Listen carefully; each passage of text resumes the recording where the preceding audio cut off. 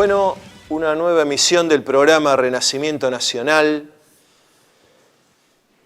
El domingo próximo pasado fueron las elecciones en la Ciudad Autónoma de Buenos Aires.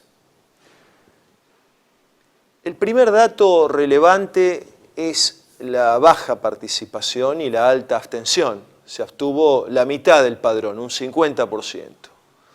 Eso muestra que hay una alta autoexclusión política de mucha gente. No significa que toda esa gente sepa exactamente lo que quiere.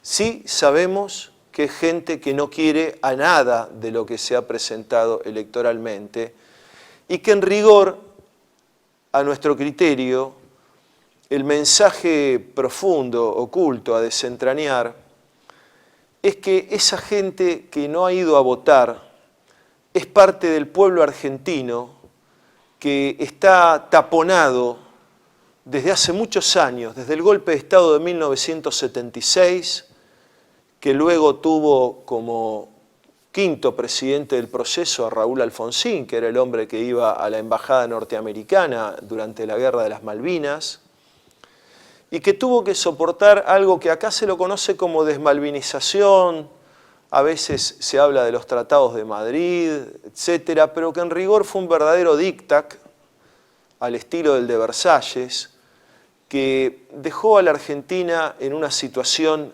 de debilidad estratégica y espiritual enorme. Es la democracia de la derrota, ¿no? La derrota del movimiento nacional con el golpe de Estado del 76 y la derrota nacional a manos del enemigo inglés y norteamericano, por supuesto, esto se lo digo sobre todo a Guillermo Moreno y a su gente, en 1982. Eso nos condicionó durante un largo periodo de tiempo.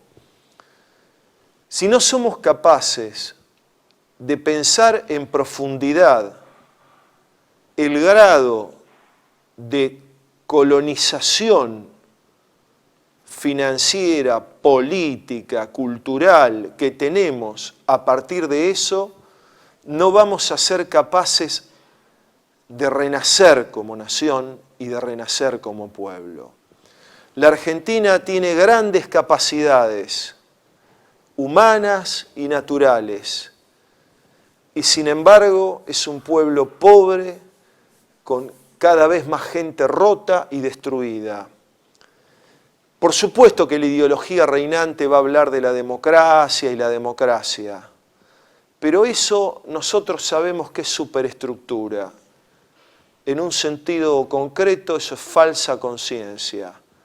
La gran verdad es que la Argentina es una colonia y desde ámbitos como el nuestro tratamos de esclarecer sobre esa situación para prepararse, no para ser una colonia próspera, ni mucho menos una colonia alegremente aceptada por un grupo de imbéciles importante, que es producto, por supuesto, de la colonización, sino para tomar las decisiones profundas que harán nuevamente resurgir al movimiento nacional y que sacará a la Argentina de este post-Caseros y de este post-Versalles con un nuevo proyecto de liberación nacional. En rigor, se trata, ahora sí, en términos sobre todo políticos, de guerra cognitiva, cultural, lo que se quiera,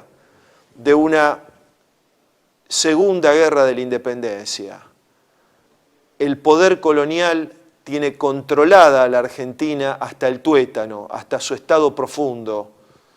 De hecho, lo vemos en la Patagonia. Por ejemplo, el decreto 70 de Milei quitó la ley de tierras, lo poco que preservaba, es decir, las tierras de frontera, que la puede comprar cualquiera. El polo logístico antártico pasó a Estados Unidos. Se hace un pseudo escudo Roca, porque Roca fue al sur, y el escudo Roca lo que hace es mandar a los soldados al norte. Milei el 2 de abril reconoce en su discurso la dominación británica sobre Malvinas, ¿no? Hay que leer la letra fina de eso, y no tan fina. Y tenemos un pueblo colonizado y atontado, y una buena parte del verdadero pueblo argentino que se ha sustraído y que resiste, que se moviliza, que no son pocos, que son millones. Ahí está la esperanza. Como decía Hölderlin, donde crece el peligro, crece lo que salva también. Muchas gracias.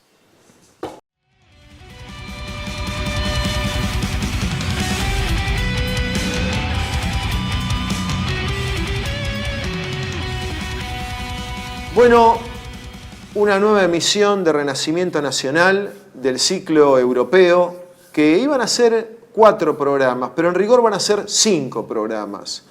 Hoy tenemos a un coconductor especial de lujo que es Jesús Hernández, licenciado Jesús Hernández, un hombre muy comprometido con los temas, bueno, nacionales y también, por supuesto, con los temas universales de la cultura, la filosofía, el arte, etc.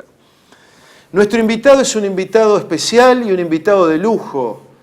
Es nada menos que el joven Guillermo Mas Arellano, bien conocido por ciertos ámbitos en Argentina, entre otras cosas por tu vasta producción escrita y por tu programa en el canal de YouTube Pura Virtud, Cine y Literatura. Para nosotros es un gusto y un placer tenerte aquí, Guillermo. Y ya sabes que te tengo una profunda admiración y una profunda gratitud por todo lo que he aprendido pues de pensadores a los que admiro, como Carl Schmitt. Y sí, también un placer poder estar con amigos de Argentina, porque casi se podría decir que mi canal y mis textos tienen mejor acogida en Argentina que en España. Lo cual, humildad aparte, habla muy bien de Argentina y muy mal de España. Entonces yo me siento más querido en Argentina y nada, va a ser un gusto poder charlar con vosotros. Bueno, es una particularidad interesante la que nos decís. Bueno, Guillermo es un hombre extraordinariamente joven, lúcido, culto, filólogo, escritor.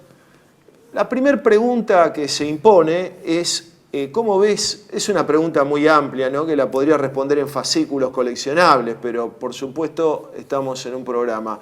¿Cómo ves la situación europea en general? Histórico-espiritual. Bueno, es una descomposición, ¿no? Es una descomposición súbita y hemos visto cómo en apenas 100 años hemos pasado de la edad de los imperios a la edad bueno, de una suerte de imperio blando, que es todo el régimen que se ha impuesto desde el final de la Segunda Guerra Mundial hasta nuestros días, que es el de la mal llamada Unión Europea. Esa suerte de Estados Unidos de Europa que ya se empezó a planear a principios del siglo XX y que con la caída sobre todo del Imperio Austrohúngaro pues empezó a ponerse en marcha y que hoy estamos viendo hacia dónde conduce, hacia la irrelevancia teológica, política, geopolítica, cultural de Europa en el conjunto del mapa mundial, ¿no? Entonces, bueno, sencillamente Europa ha abandonado todo lo que fue. Mi primer libro en ese sentido se llama La traición de los europeos, del año 2023, precisamente porque trato de abundar en por qué se ha llegado a esa descomposición, ¿no? A esa destrucción y a esa inversión. Vivimos en un tiempo que desde el punto de vista teológico le ha dado la vuelta a todo aquello que llamamos en su momento tradición. La modernidad es eso y por esa razón la modernidad se está cebando de manera muy particular con Europa. Todo lo que hoy se llama europeo por la Unión Europea no es más que lo antieuropeo, en cierto sentido. Es decir, son valores que no tienen nada que ver con aquello que encontramos en Homero, en Platón y en tantos otros autores sobre los que se fundamenta la cosmovisión europea. Bien. Y Guillermo, te hago la siguiente pregunta. Desde acá, sobre todo en los años anteriores y con la pandemia ni hablar, se empezaron a poner de moda y a crecer políticamente o electoralmente en Europa partidos de llamada extrema derecha o soberanistas, muy entre comillas, que reivindican, por lo menos desde el enunciado, toda esta tradición clásica y europea y cristiana, como por ejemplo Homero, que vos recién lo mencionabas. ¿Cuál es tu valoración de esos partidos políticos y de esas representaciones? Pues bueno, primero encantado de saludarte y es una cuestión interesante, ¿no? Yo en este sentido me adscribo a uno de mis grandes maestros intelectuales, que es Julius Evola, eh, que habló ya en los años 70 de una politeia en textos como Los hombres y las ruinas y sobre todo Cabalgar el tigre, como la actitud que debía mantener el hombre de la tradición para mantenerse en pie en un mundo en ruinas, ¿no? Porque él identificaba muy bien que la política de partidos, sobre todo en Europa, era un callejón sin salida, como tantas otras cosas, y como dice también Pedro Bustamante, un autor español reciente que quiero aprovechar para recomendar, al final hay una lógica de la oposición controlada que es la que rige el mundo de la partidocracia, que juega con dicotomías como izquierdas y derechas, postuladas en la Revolución Francesa y después extrapoladas hasta unos extremos que yo creo que desde la teoría política son muy dudosos, lo que se llama izquierda y derecha a día de hoy, desde el punto de vista político, de conceptual, es más que endeble. Entonces yo no me ascribo ni a la izquierda ni a la derecha, me ascribo a un pensamiento metapolítico, que es el de los grandes, precisamente, pensadores de la tradición, o criptopolíticos, si vamos al término de Primo Siena, que realmente va a los primeros principios, es decir, que no se queda enfangado en la política, sino que va hacia lo que Carl Smith llamaba lo político, hacia la parte teológica, que diríamos con Donoso Cortés, que hay verdaderamente en el trasfondo de la política. Creo que a día de hoy hay una enorme ignorancia de lo que es lo político. Nunca se ha hablado tanto de la política, nunca la política ha estado tan inmiscuida en las vidas privadas, en lo que se hace en los dormitorios, nunca ha estado tan inmiscuida en la vida cultural, invadiendo pues, los libros, el debate público en torno a la cultura, a la espiritualidad, a la religión.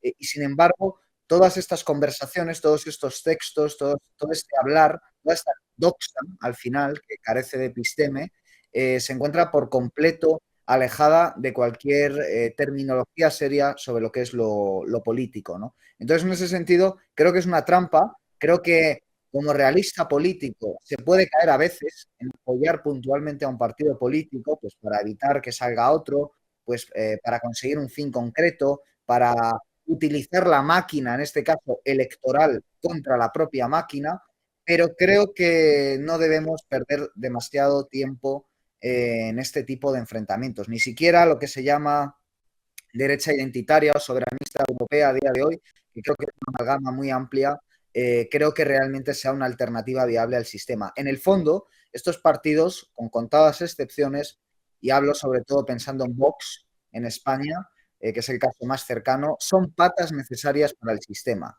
Canalizan el descontento popular frente al sistema y hacen que al final aquel que no iba a ir a votar en un principio, al final vote. Y votando lo que hace es refrendar al sistema. El sistema, si hay un 70% de abstención, no puede mantenerse.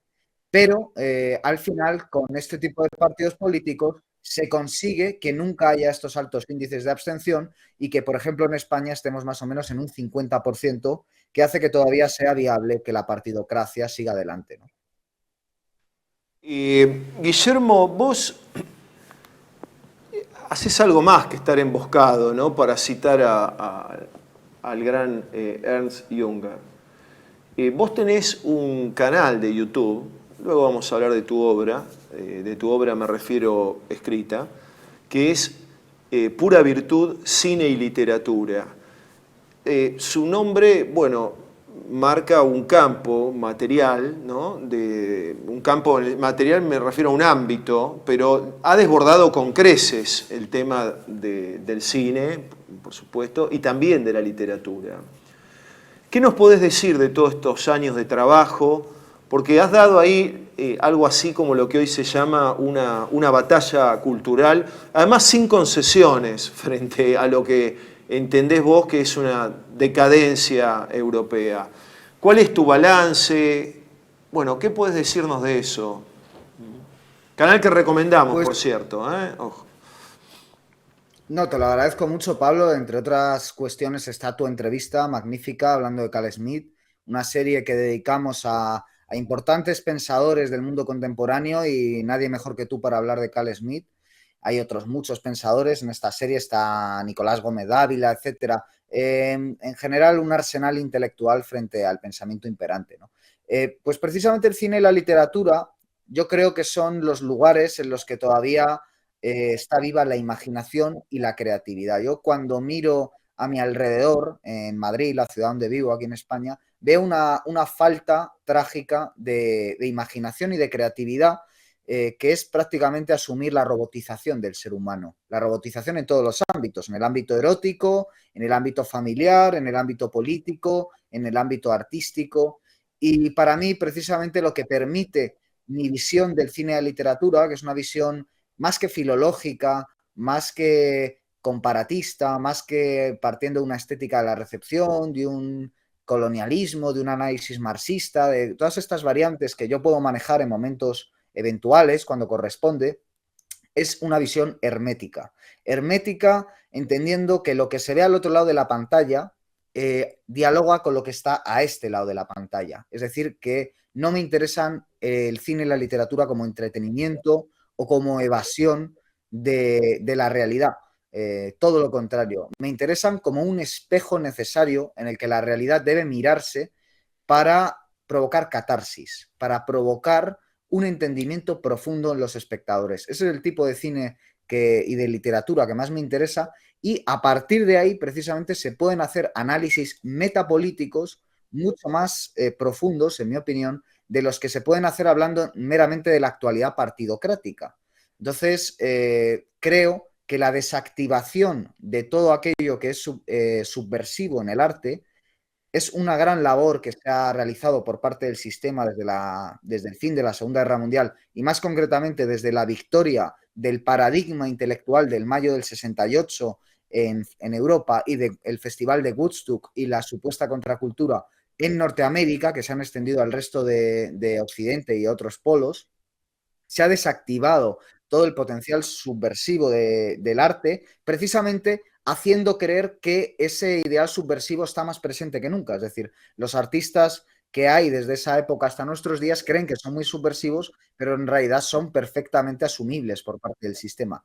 Entonces, de alguna forma, yo considero que esa es la principal labor que yo con mi capacitación, con mi entendimiento, con mi capacidad crítica, puedo ofrecer en estos momentos, ¿no? El tratar de precisamente demostrar que todo eso es una farsa y que hay otro tipo de presupuestos desde los que entender el cine y la literatura que sí resultan subversivos. Y una prueba de ello es que en estos momentos ningún gran suplemento cultural y ningún gran medio de comunicación creo que hacen un trabajo análogo. Y además no creo que yo esté solo, creo que son otros muchos canales como Sebastián Porrini, Diego Ortega, como Gonzalo Rodríguez, como incluso Ángel Fareta, como muchas otras personas que cada uno desde su punto distinto en YouTube, en otro tipo de ámbitos, van ofreciendo este tipo de miradas que yo creo que son muy necesarias. Yo, por supuesto, tengo mis propios presupuestos, que en algunos puntos coinciden con el de estas personas citadas y con otros tantos, y en otros pues caen en la disidencia, en la discrepancia, en el disenso,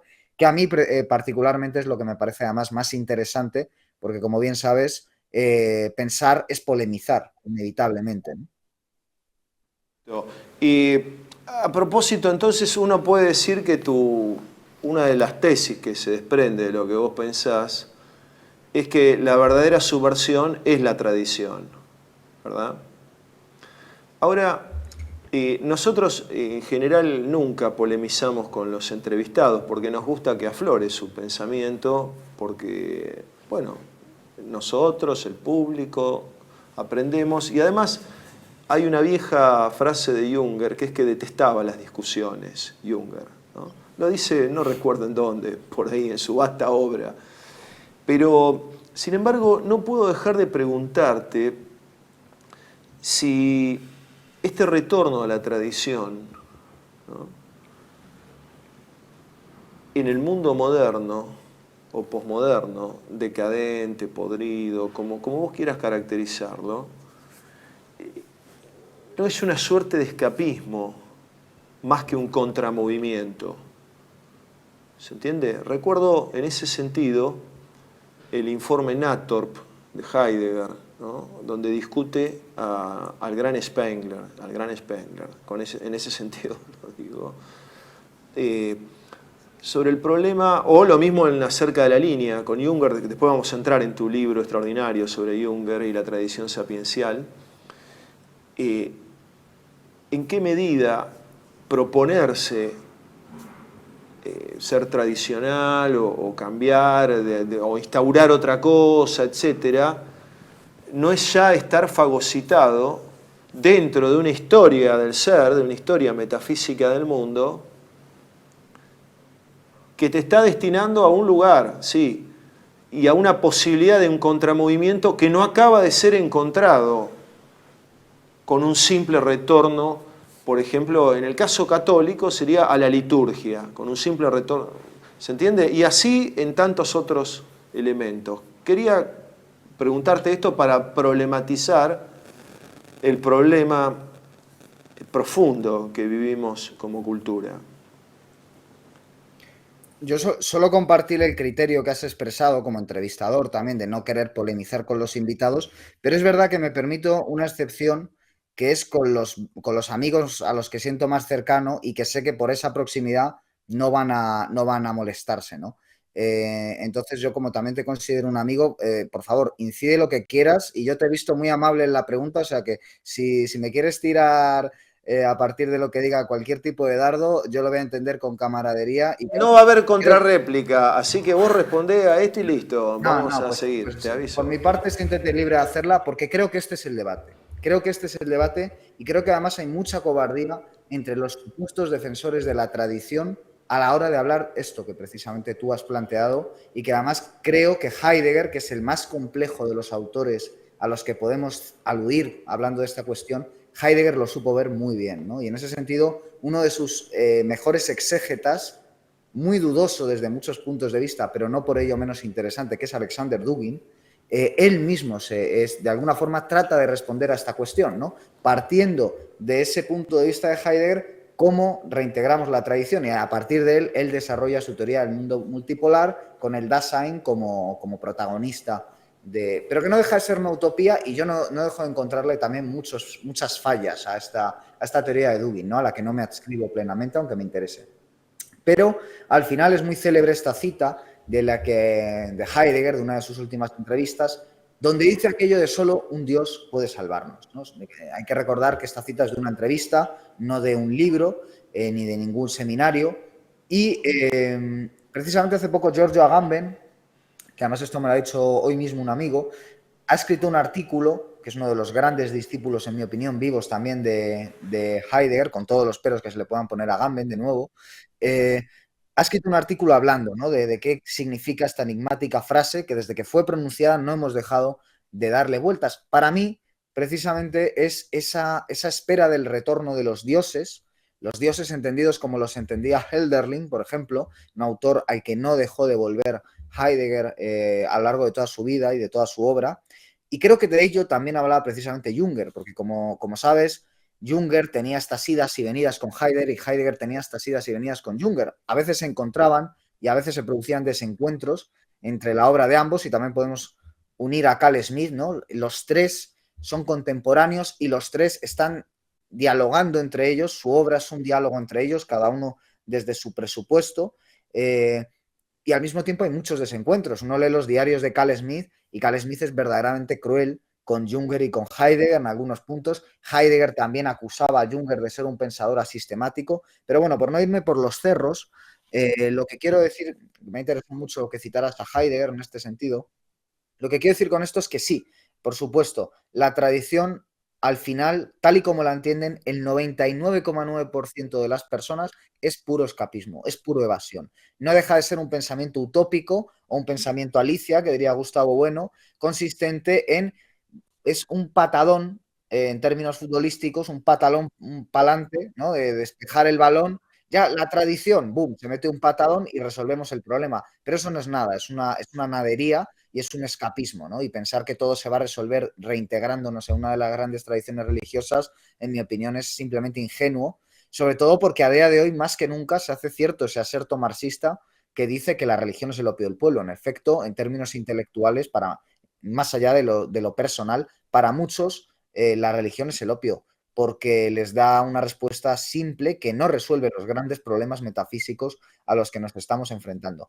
Precisamente la tradición no consiste en vivir como un Amis, ¿no? Vivir como un granjero, o sea, vivir como alguien del medievo. No es eso la tradición. Rechazar la técnica no es para nada eso la tradición. La tradición, para mí, en el siglo XXI, es eso de lo que hablaba Heidegger o es eso de lo que hablaba Junger. Por ejemplo, Junger, en el libro que más le interesó a Heidegger de toda su producción, que es El trabajador, de Arbeiter, del año 1932, un libro que muchos pensaron que es fallido porque proponía una nueva figura para el mundo moderno ya en los años 30, que muchos piensan que quedó obsoleta después de la Segunda Guerra Mundial, pero mi opinión no es esta. Mi opinión es que esa figura del trabajador propuesta por Junger es precisamente volver a la tradición, pero en un mundo donde la técnica lo ha invadido todo. Y la respuesta que trata de dar Junger, y de eso trata el libro, es cómo se puede reintegrar la técnica en el dominio del humano.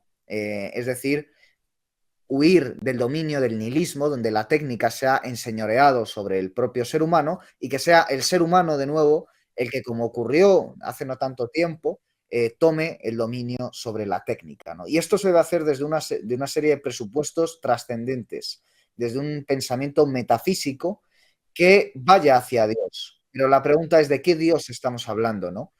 Y el problema aquí es que a Dios resulta muy difícil ponerle un nombre, nombrarlo, pero sin embargo sigue siendo posible adjetivarlo, que es esto de lo que hablaba Agamben, ¿no? En este artículo el otro día. Todavía es posible adjetivar a Dios como se lo adjetivaba en el mundo pasado de la tradición. Y yo creo que hay que agarrarnos a esa posibilidad de adjetivar a Dios para volver a nombrarlo en el futuro y para volver a hacerlo presente, consiguiendo salir de la época en la que estamos, que en términos de Junger es una época titánica, dominada por el nihilismo y la técnica.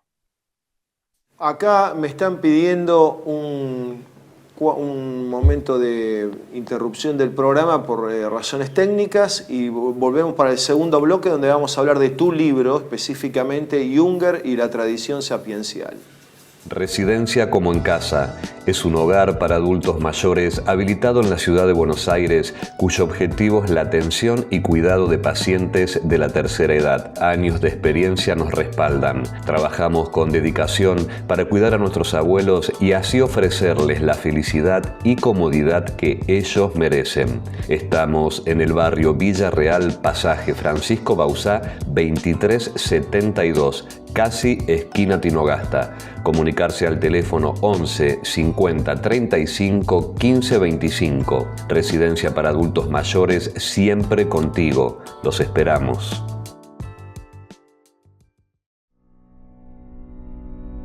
TLV1 se complace en anunciar que estará transmitiendo en su canal TLV1 Clips valiosos programas emitidos antes de la censura sufrida. El lienzo prohibido, el revés del derecho, combates por nuestra historia, disenso, historias de Malvinas, entre otros que podrán encontrar en este enlace.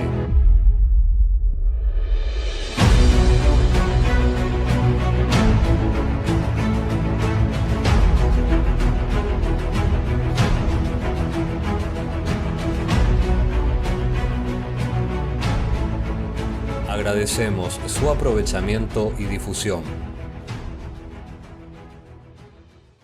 Bienvenidos a CEPA, Centro de Estudios del Pensamiento Americano. Nuevo sitio web de cursos de formación en política, filosofía, historia, literatura, geopolítica, religión, psicología y más.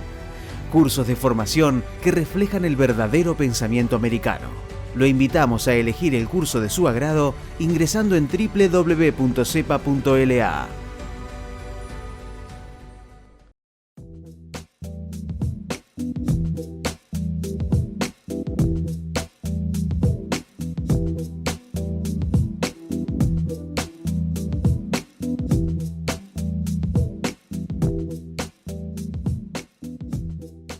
Decir siempre la verdad primero tiene un precio. Dependemos de tu ayuda. TLV1, toda la verdad primero.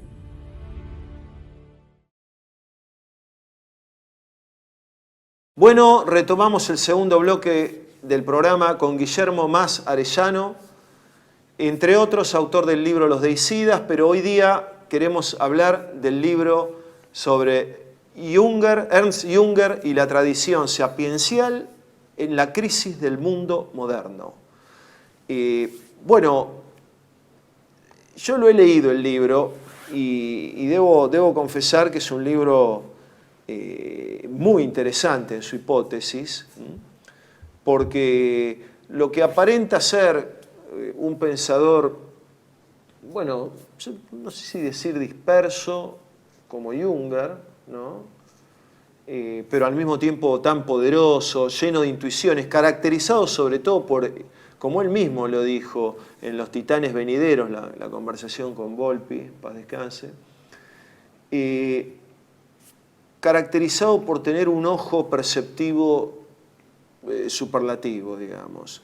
Pero vos, sin embargo, lo conectás con la tradición hermética, sapiencial, etc.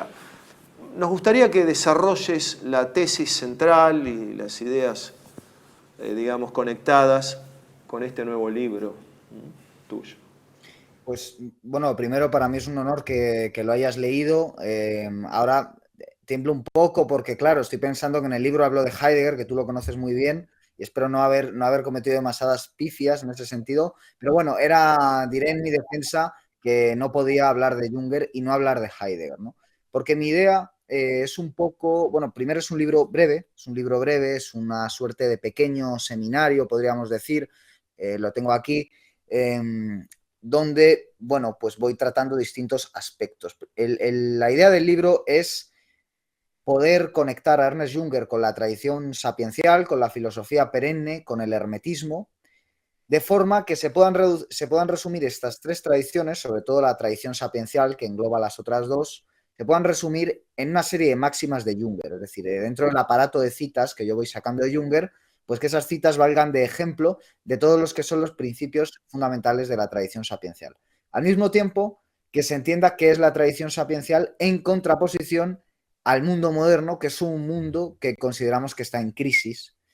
Y, por último, ver cuál es la respuesta de Ernest Jünger, testigo excepcional del siglo XX y anticipador como pocos del siglo XXI, cuál es la respuesta vital, existencial, operativa, ¿no? Metafísicamente, por lo tanto, a esa crisis que es el siglo XX, el siglo XXI, la modernidad toda.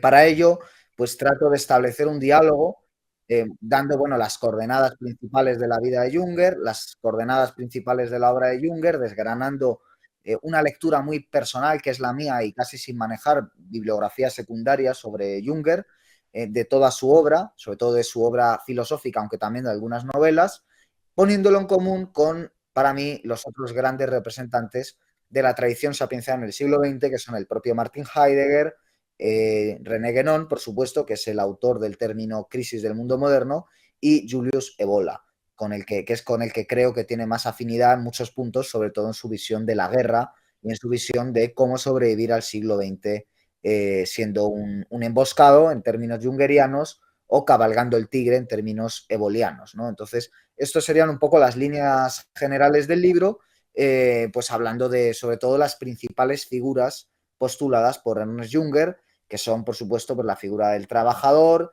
la figura del realista heroico, la figura del emboscado y, finalmente, la figura del anarca, aunque quizás, y esta es una de las novedades del libro, se podría proponer otra figura que no menciona el propio Jünger, que es la del flaner.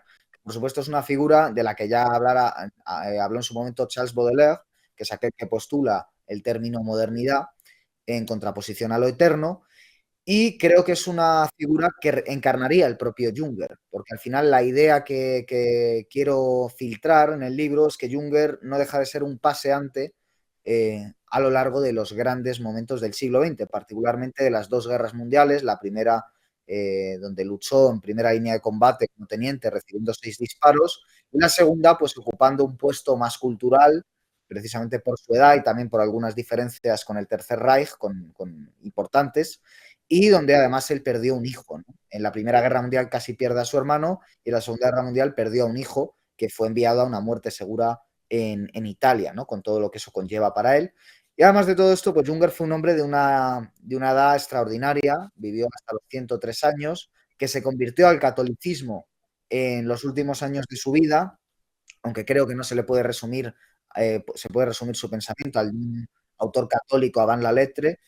Y bueno, además de todo esto, creo que es el único gran pensador del siglo XX, si contamos los 5 nombres ya citados, que además debe ser incluido entre los 5 grandes literatos del siglo XX. Es decir, yo creo que Ernest Junger no solo ha dado grandes obras de pensamiento, no de filosofía, porque no es un filósofo con un sistema, esto es una cosa que le criticó Heidegger con bastante razón, pero sí es un gran literato, como novelista y como autor de diarios. Me parece que los diarios de Ernest Junger son probablemente los mejores diarios del siglo XX, de la misma forma que novelas como sobre los acantilados de mármol, Eumesville o Heliópolis son algunas de las, en mi opinión, como estudioso de la literatura, algunas de las grandes novelas del siglo XX, influidas por el simbolismo, influidas por el expresionismo, verdaderamente muy particulares y sobre todo con una prosa que es la prosa de Junger, que hace que cuando escriba ensayo le ocurra un poco lo que a Nietzsche o lo que a Ortega en lengua española. Son pensadores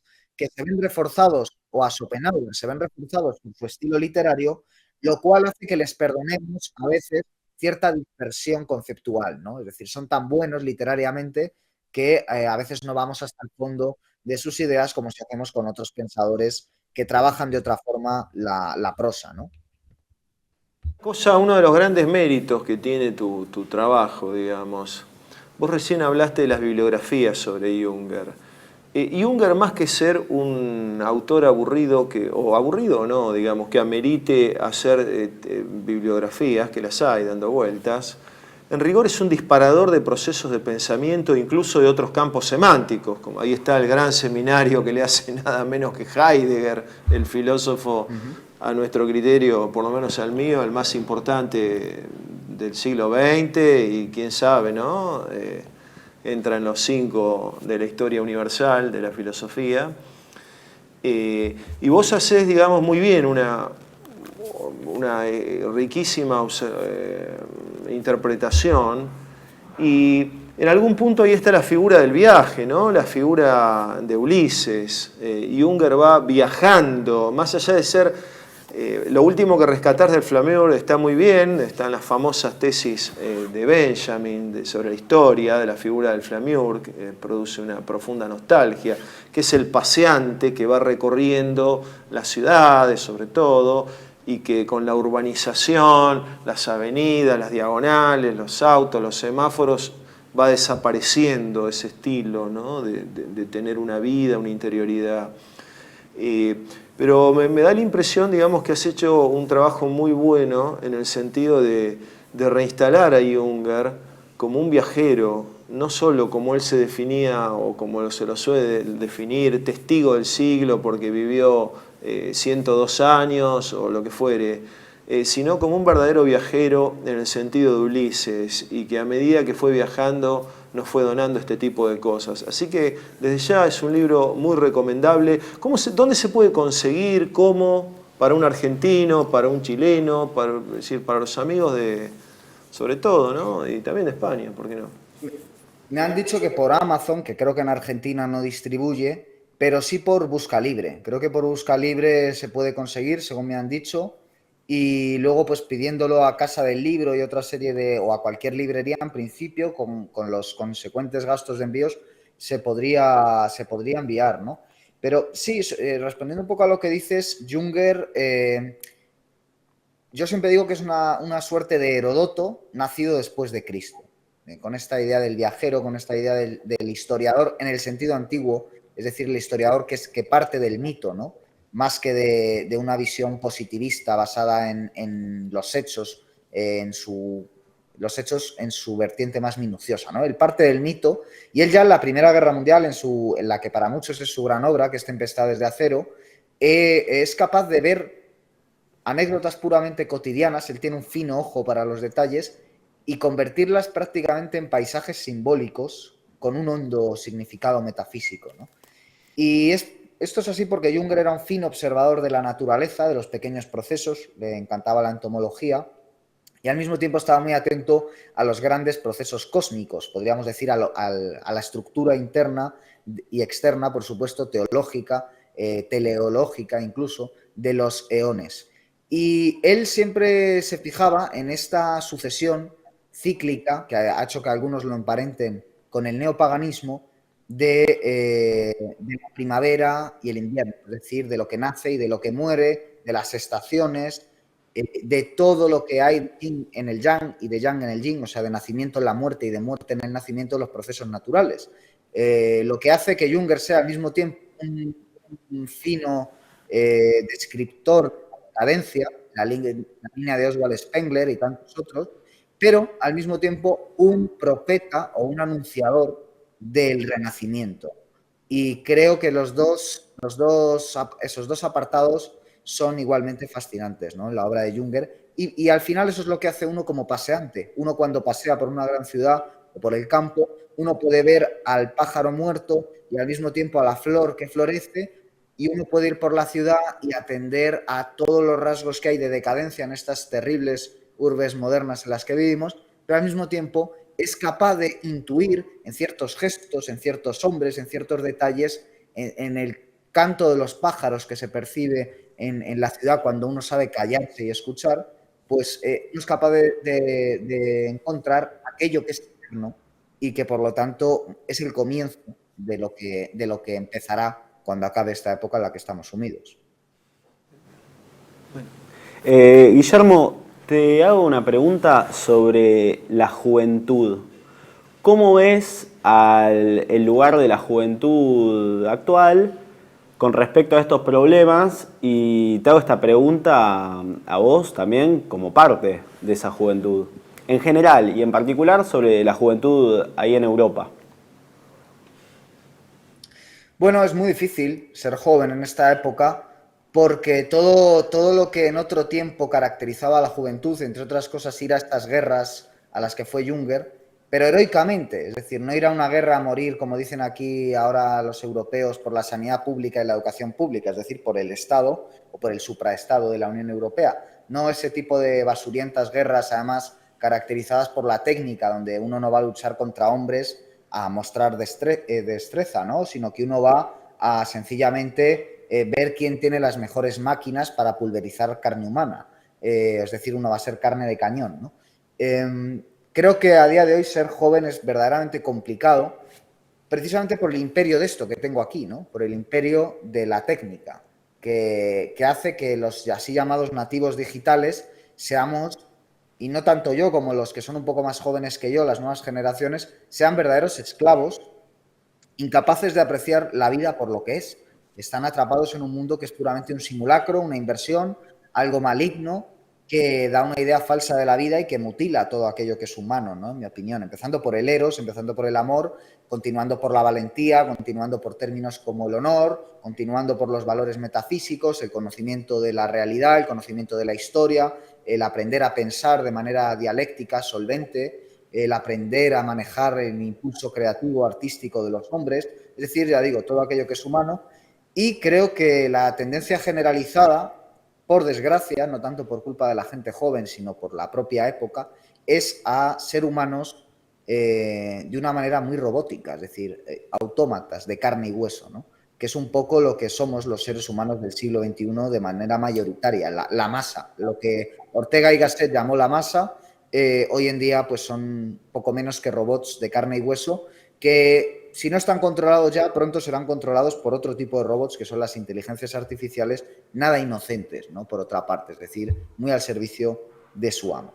Sin embargo, creo que también experiencias como lo que ocurrió en el año 2020 y otra serie de eventos que estamos viviendo desde entonces también generan que una pequeña minoría despierte. Es decir, cuando ocurrió los confinamientos masivos, pues hubo una parte de la población, y más concretamente de la población joven, que derivó absolutamente en el mundo de las redes sociales, en el mundo de los medios de comunicación oficiales, en el materialismo más abyecto, etcétera, etcétera. Pero creo que también hay una serie de espíritus más elevados que fueron hacia el estudio verdadero, no el estudio burocrático, hacia las artes, y que son verdaderamente subversivos, ¿no?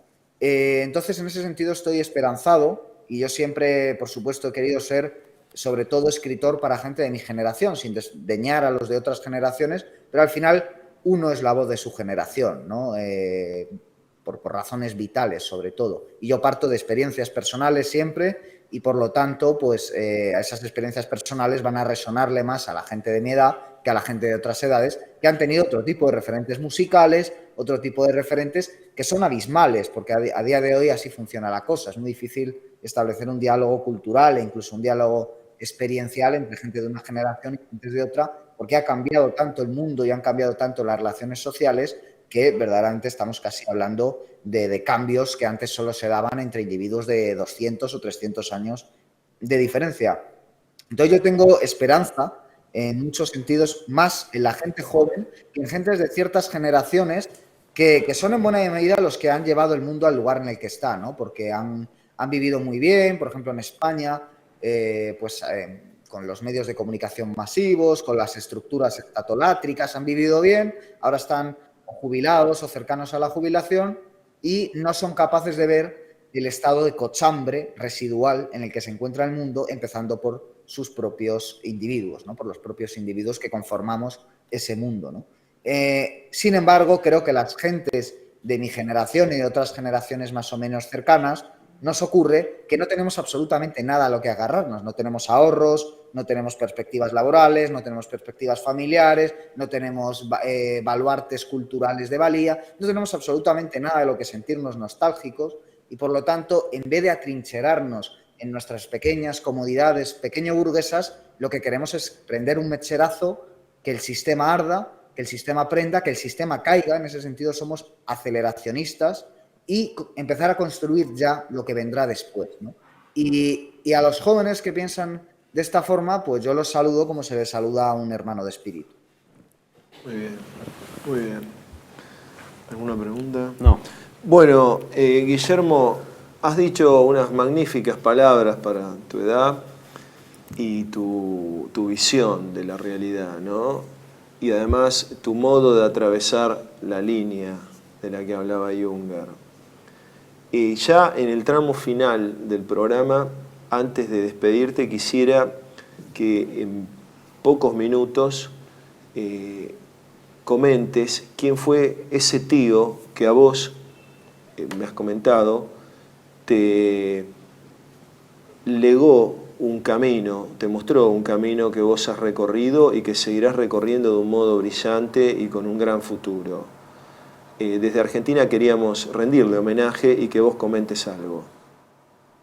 ¿Te refieres a mi tío por parte familiar? Obvio. Sí. Bueno, te agradezco que me hagas esta pregunta porque mi tío nació en Argentina, curiosamente. Mi abuela tuvo que huir por... Bueno, en principio ella siempre decía que era por la guerra civil. Es verdad que los padres y el abuelo de mi abuela fueron condenados a muerte por el régimen franquista, aunque luego se les conmutó la pena y, bueno, estuvieron en la cárcel, en el caso del padre de mi abuela, de trabajos forzados, etc. Y luego mi abuela, pues por su marido, tuvo una serie de dificultades y se marchó de España, embarazada, a Argentina.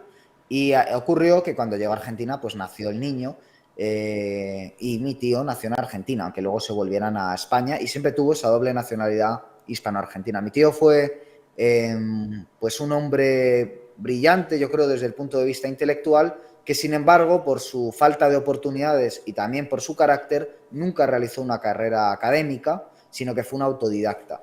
Y estuvo trabajando pues de ascensorista en un banco, etcétera, etcétera, y se metió en el mundo editorial paralelamente a este trabajo, porque él era un lector voraz, especialmente pues, de lo que se llama el género, el terror, la fantasía, la ciencia ficción y demás, y acabó montando, después de dirigir distintas colecciones editoriales, acabó montando su propia editorial, primero llamada Francisco Arellano Editor, y después, bueno, pues la famosa editorial, bueno, famosa, tampoco exageremos, la editorial Delirio, la Biblioteca Laberinto, perdón, con su revista Delirio, ¿no? Y entonces, bueno, pues se dedicó el resto de su vida al mundo de la edición, que es un mundo complicado, con una pequeña editorial familiar, en la que prácticamente él, junto a mi tía, se guisaba y se lo comía todo, ¿no? O sea, hacía todo el trabajo, por decirlo de alguna forma, y tuvo un catálogo nada desdeñable para los que nos gusta precisamente este tipo de literatura habitualmente considerada menor por los grandes críticos y baremos literarios, ¿no? Que ya digo, son el terror, la fantasía, la ciencia ficción, es decir, en definitiva,